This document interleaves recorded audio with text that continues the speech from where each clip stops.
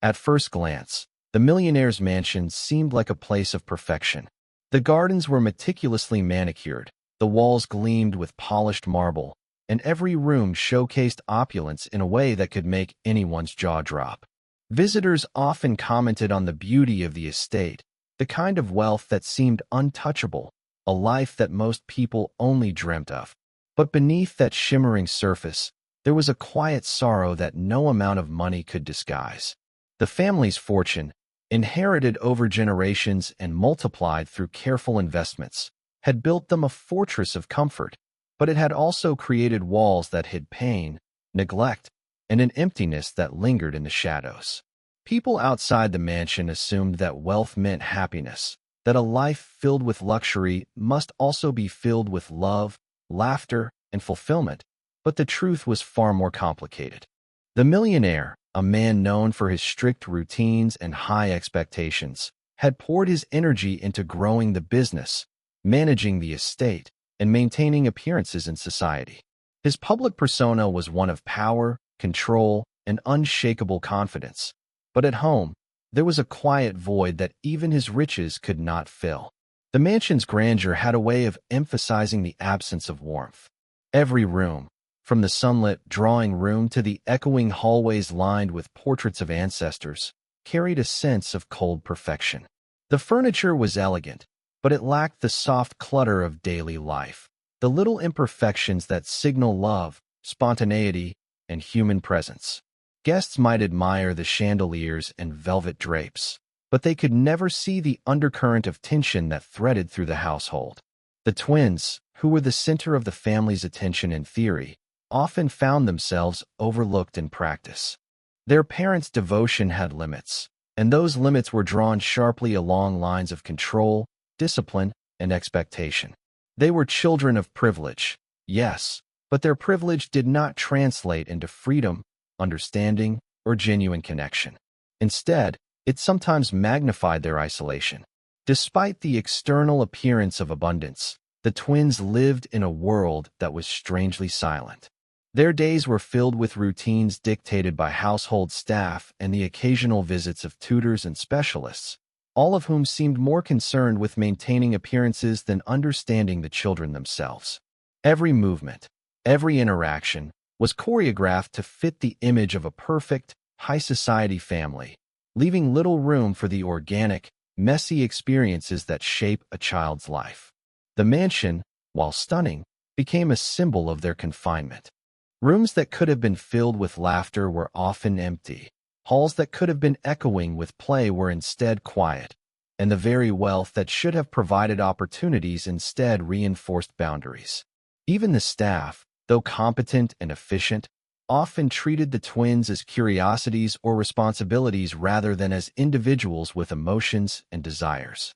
In this environment, it became easy to mistake routine for contentment. Outsiders would see the children dressed in fine clothes, moving through the house with quiet grace, and assume they were thriving.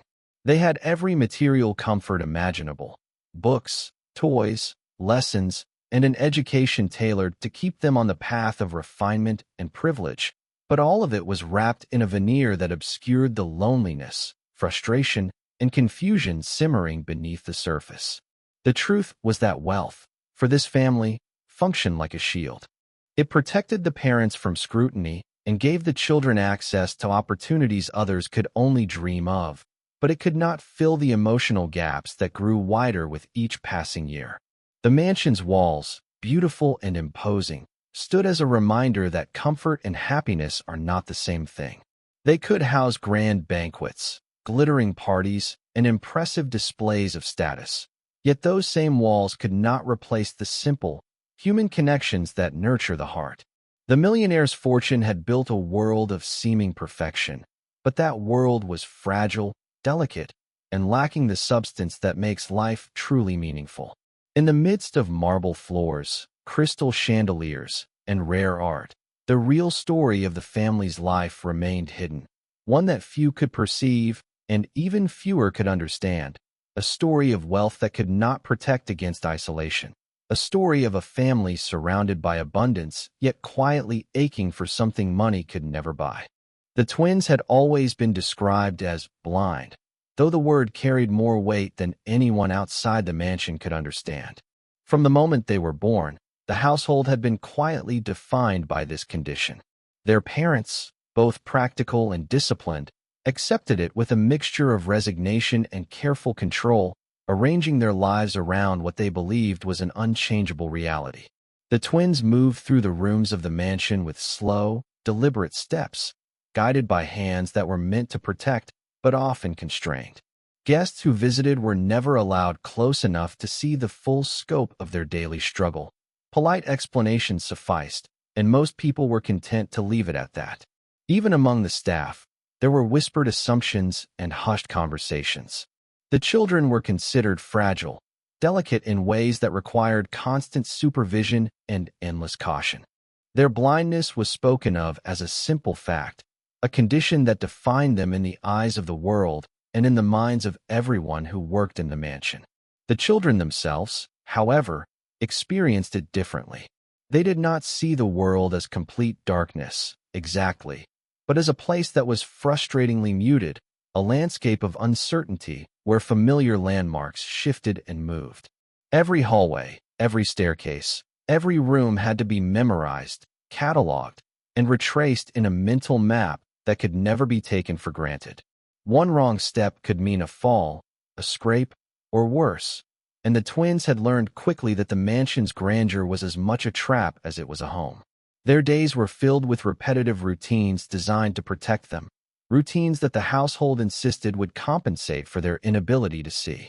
Mealtimes were scheduled with precision, lessons and exercises were repeated endlessly, and even playtime was structured in ways that minimized risk. The world outside the mansion, bright and chaotic, was largely inaccessible to them. Their parents, though loving in their own measured way, believed that strict adherence to these routines was the key to safety. They did not question whether the children could experience joy or adventure beyond carefully controlled boundaries. Doctors and specialists visited the mansion frequently, assessing the twins' condition with clinical precision. Reports were filed, recommendations made, and yet there was a subtle undercurrent of inevitability. The children were blind, and that fact colored every interaction, every expectation. Tutors spoke of limitations more than possibilities. Therapists focused on compensatory skills rather than exploration, and even family friends, though well-meaning, approached the twins with pity disguised as politeness. Over time, this constant messaging shaped the twins' own understanding of themselves. They learned to accept the restrictions placed upon them, to internalize the idea that their world was smaller, that their experiences would always be filtered through the lens of limitation. But beneath that learned resignation, there was a flicker of curiosity, a desire for freedom and discovery that had no outlet within the rigid framework of the mansion. The irony was that while the children were confined, the mansion itself was vast and full of potential. Hidden corners, sun-drenched terraces, and expansive gardens could have offered endless opportunities for exploration. Yet every one of these spaces was effectively off-limits, policed by fear, rules, and well-meaning caution. The twins moved through life in a careful rhythm, their senses heightened in compensation. They listened more intently than most children, feeling vibrations underfoot, noticing subtle shifts in air or temperature, and learning to read the tone of a voice as if it were a map of the room. Their world, though limited by sight, was rich in texture, sound, and touch, yet no one in the household encouraged them to embrace or trust these abilities. The belief in their blindness became not just a medical assessment, but a defining identity. Everyone, from the parents to the staff, referred to them as incapable, fragile, in need of constant supervision. The twins absorbed this perception silently, unsure whether it was a reality to accept or a challenge to defy. In private moments, away from the formalities of instruction and supervision, the twins sometimes experimented, reaching out toward sunlight streaming through a window or feeling the contours of a vase without prompting. These small acts of curiosity were brief and usually interrupted by someone insisting they stay safe, teaching them again that the world was dangerous and their limitations absolute. Even though no one could have predicted it, there remained within the twins an unspoken yearning, a quiet rebellion against the confines of their supposed condition. It was this dormant spark that would later respond to the presence of someone unexpected in the household, someone whose approach would question every assumption and reveal the untapped potential hidden behind the label of blindness. Life inside the mansion followed strict rules, a careful choreography that left little room for spontaneity or individual choice. Every action, every word, every gesture was measured against an invisible standard set by the parents, enforced by the staff, and internalized by the twins themselves. From the moment the children woke up until the moment they were tucked into bed, the household operated like a precise machine, each cog aligned to maintain order and protect the image of perfection. The twins' days began with the same mechanical precision. They dressed according to schedules laid out by the governess, their clothes selected to reflect the family's status rather than their comfort or personal taste. Breakfast was always in the same room, at the same table, with the same chairs in the same arrangement, and deviations from this order were quietly discouraged or corrected with gentle but firm reminders. The household staff, from butlers to maids, had been trained to maintain a decorum that reinforced authority and hierarchy. No one was allowed to act without purpose, and even casual interactions carried the weight of expectation. The twins were constantly reminded of their place in this hierarchy. They were cherished, yes, but in ways that emphasized control over freedom.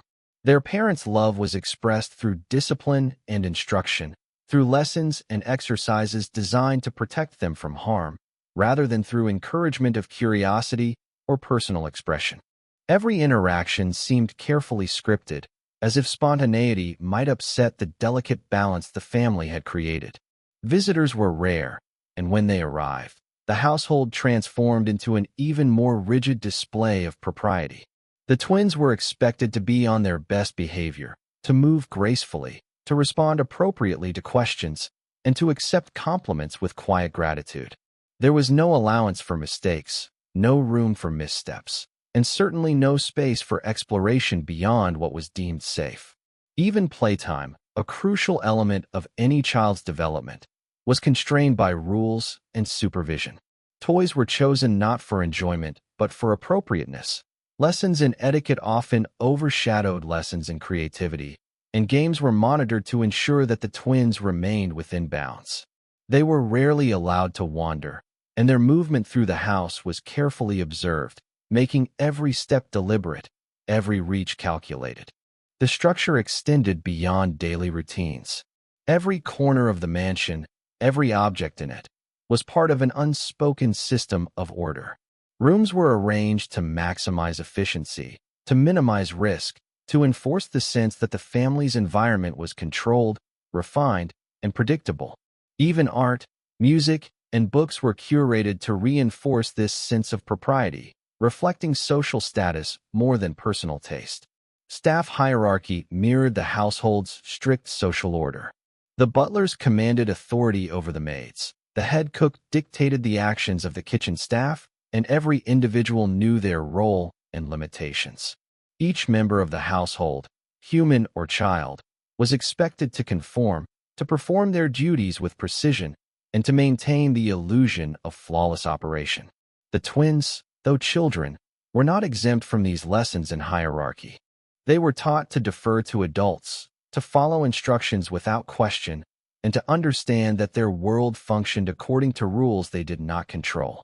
Obedience was equated with safety, compliance with love, and deviation with danger. This rigid environment shaped not only the twins' behavior, but also their sense of identity. They learned to measure themselves against invisible standards, to internalize authority, and to associate freedom with risk rather than possibility. Their parents' insistence on structure, while intended to protect, reinforced the idea that the world outside their carefully managed routines was unpredictable and unsafe. The mansion itself, though spacious and filled with beauty, became a kind of prison. Its halls, terraces, and gardens were impressive but largely inaccessible, restricted by invisible lines of caution and rules. Each space was designed for observation, not exploration, for control, not curiosity. The twins navigated a house that was meant to shelter them, but instead often reminded them of the limits imposed upon their lives. Emotional expression, too, was carefully moderated. Feelings were acknowledged only within certain boundaries, and strong reactions were discouraged or corrected. Staff were trained to respond with calm efficiency rather than empathy, and the children learned to suppress impulses that might disrupt the household's order. Even laughter had to be measured, smiles practiced, and frustration concealed. Over time, the twins became adept at navigating this strict environment.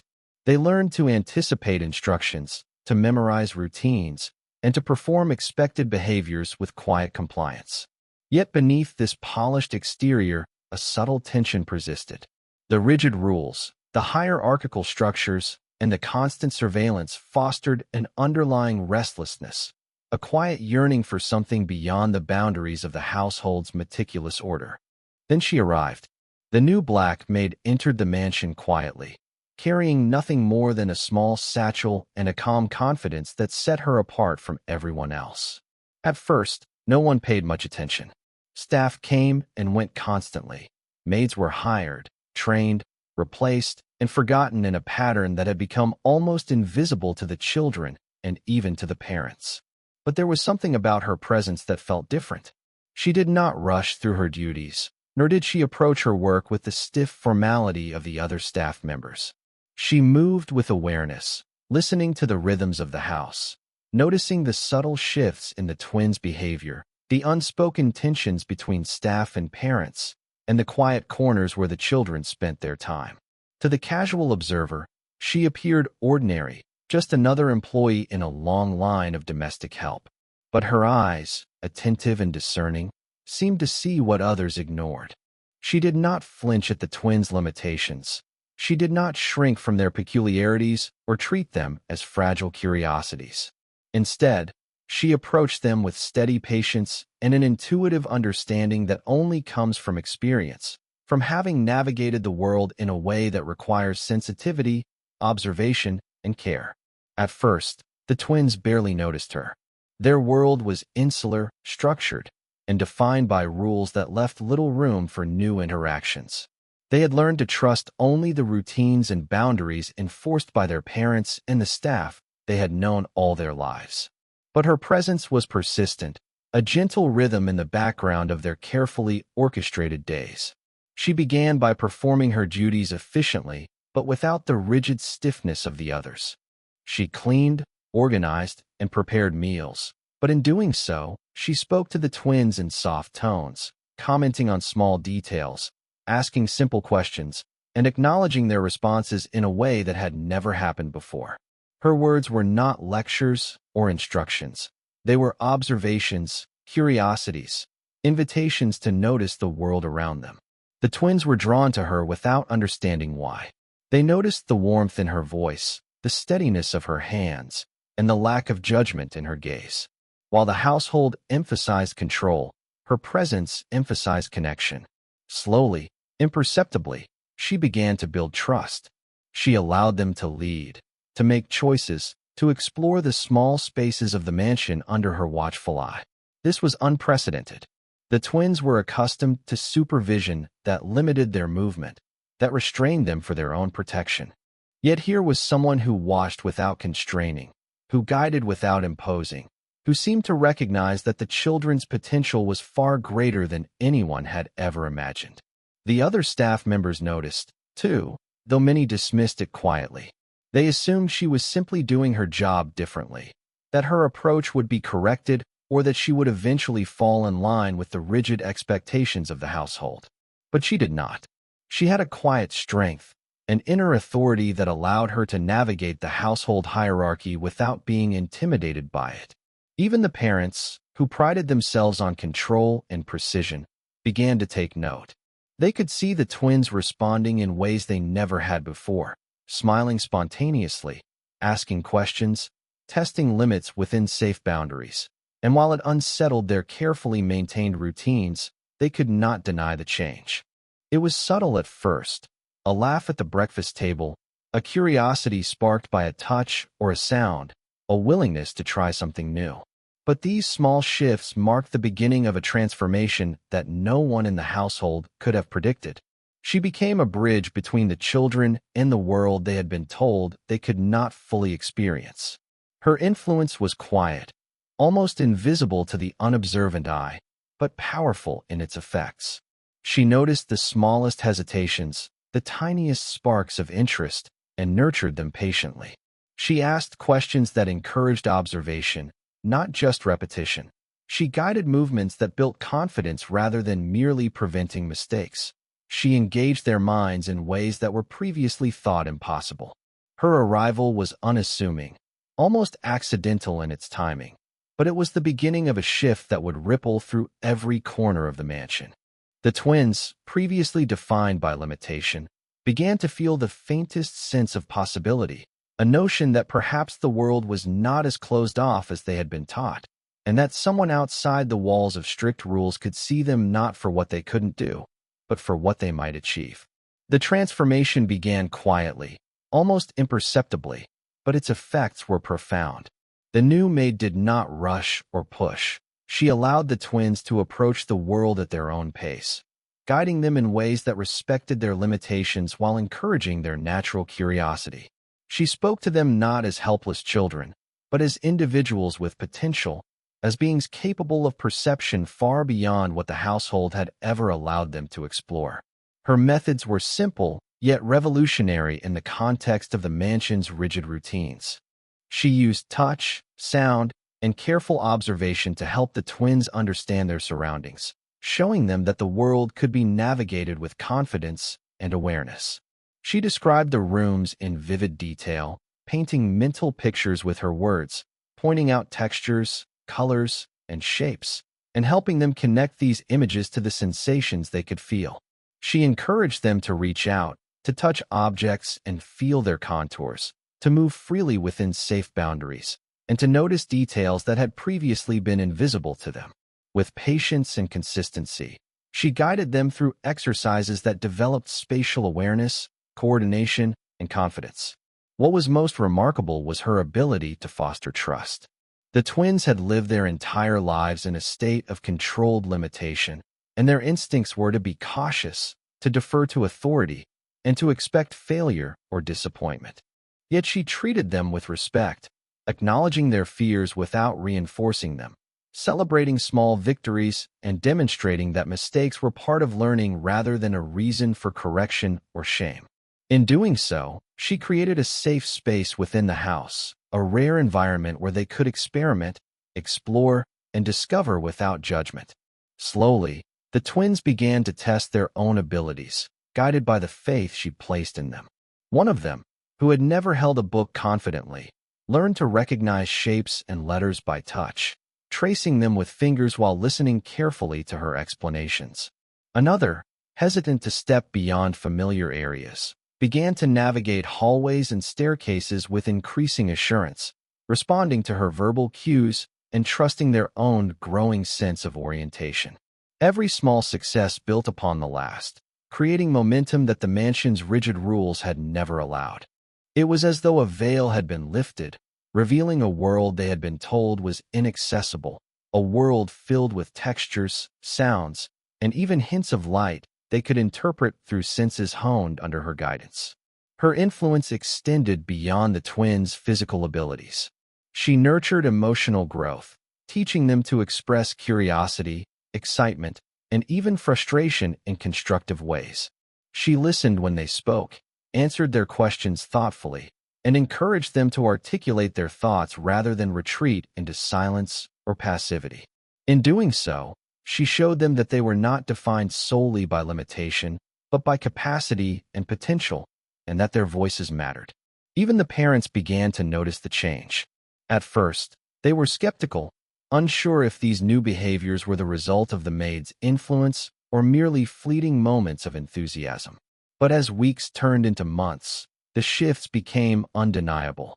The twins laughed more openly, engaged in conversation, and demonstrated confidence in tasks that had once been deemed impossible. Their parents, who had relied on rules and supervision to maintain order, now found themselves observing transformations that defied their assumptions. The maid's approach challenged the established hierarchy, showing that care and understanding could achieve what control and caution had failed to produce. She became a quiet force in the household, not commanding attention through authority or confrontation, but by gently altering the dynamics of interaction. The twins, once defined by blindness and restriction, began to see themselves differently. They discovered that their limitations did not define the entirety of their existence, and that with guidance, patience, and encouragement, they could experience and interact with the world in ways previously unimaginable. Their successes were incremental, often small, a confident step, a recognition of an object, a question asked without fear, but together they built a new reality, one in which they were active participants rather than passive observers. Over time, these small victories accumulated, producing a transformation that was almost magical in its impact. The twins' abilities grew, as did their self-esteem and independence. What had once been regarded as a fixed condition began to shift, revealing possibilities that no one in the household had anticipated. Their world, once defined by shadows and limitation, began to expand, and with it, the dynamics of the entire mansion began to change. As the twins grew more confident, the shift rippled through the entire household. The dynamics that had once been rigid and predictable began to unravel, replaced by interactions that were more fluid, more alive, and far less constrained by hierarchy or expectation. The parents, who had long believed that control was the key to protection, began to notice subtle changes they could not ignore. Their children, previously cautious and withdrawn, now navigated the mansion with increasing independence, exploring spaces that had once been off-limits and engaging in activities that were no longer tightly prescribed. The staff, too, felt the shift.